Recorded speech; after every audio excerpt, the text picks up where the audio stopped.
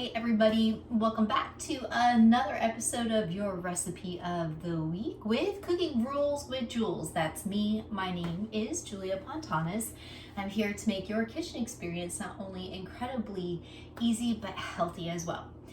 So if you've been following along for the past few weeks, I'm on week 3 now of a paleo challenge, which really isn't so bad until we get into things like condiments and salad dressings, which will be our feature today. So as always, if you are liking what you're seeing and you want to know what's happening every week, hit that subscribe button.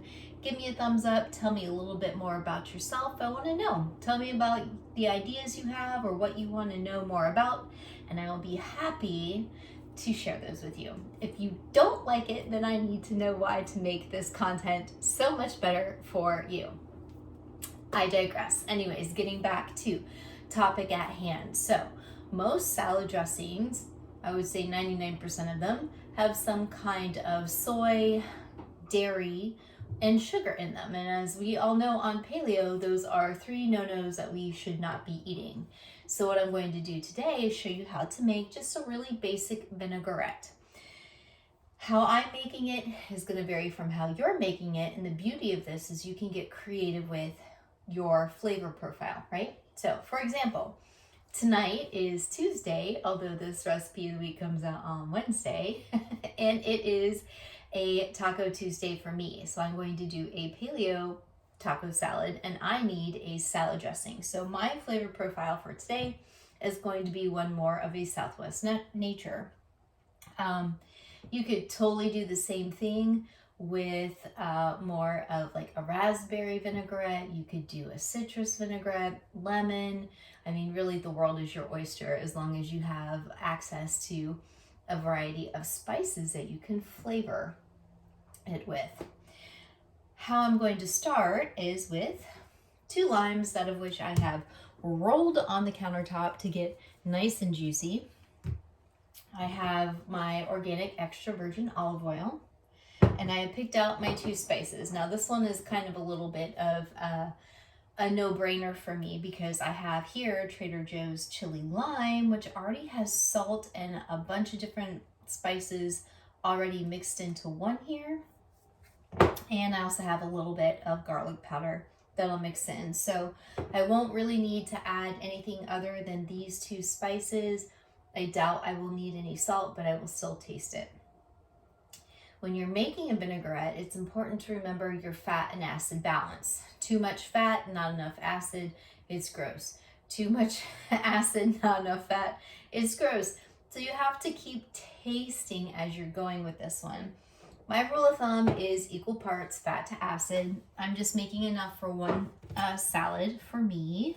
It always sounds terrible when I say that. I'm making it for one. Who cares? It's going on my salad and I'm eating it all. So all I did was take the fork into my lime and then I'm just going to juice it out. I'm also going to be very careful not to get this lime juice in the palms of my hands, because I have torn them open from hanging on the rig doing pull-ups over the past week. Okay, here we go. So that's a half of a lime. I would say that yields about a tablespoon and a half of liquid. So I might not even need my second lime here. In fact, I'm gonna save it. These are some juicy limes. Ta-da! Okay. Last night I broke down and had some prepackaged, pre-made salad dressing. Out of desperation, I was starving and I totally broke the paleo and it just not worth it. In the end, can't do that again tonight, making too much progress. Okay, so I bet you I have about 1/4 cup of lime juice in there, to which I'm going to add equal parts olive oil. I'm going to whisk as I go. You can use a real whisk. I'm just using a fork, and I'm just going to slowly drizzle. Ta-da. Okay, I'm going to start with that. If I need to add more, I will. Okay, it's starting to look like a vinaigrette. Next thing I'm going to do is add in my spices. We all know I like my spices. That's definitely 1/4 of a teaspoon. Gonna whisk that up. Smells good.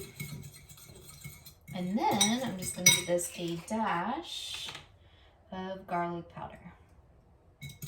Okay, that might have been too much. So anyways, here we go. I'm going to whisk, I'm going to taste. I'm going to be real formal here and just use my finger to dunk it in there.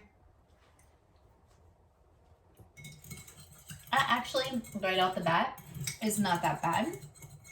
I actually think it needs a little bit more acid. So I'm gonna try and squeeze out as much of the lime juice here as I can. And for this one, I don't think 1/4 of a cup, I might have used a little less than 1/4 of a cup of olive oil. But you know when salad dressings need just a little something. You can tell if it has too much olive oil in it, or whatever type avocado oil is acceptable to use in there. And you can tell if it needs to be balanced out, mellowed out. So if it feels like it needs a zing, then it needs acid. Feels like it needs to be mellowed out, it needs a fat.